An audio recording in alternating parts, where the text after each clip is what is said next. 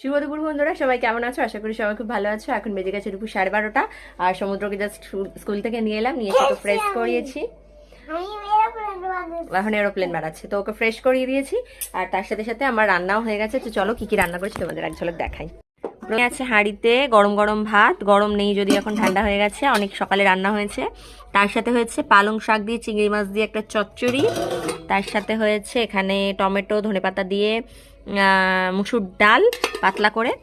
আর এখানে হয়েছে আমুদি মাছ আর চিংড়ি মাছ হচ্ছে ভাজা। তো চলো, এই আমাদের দুপুরের আজকে দুপুরের খাওয়া দাওয়া শেষ করার পর চলে এলো আমার একটা পার্সেল। আমি মিশো থেকে 4টে সক্স অর্ডার করেছিলাম, তো এটা কম্বো অফার ছিল।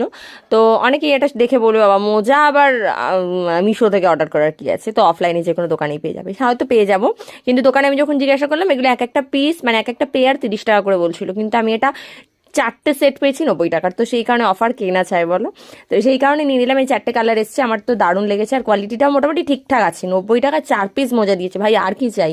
তো চলো, কেমন লাগলো পুরো ভিডিওটা জানিও। টাটা।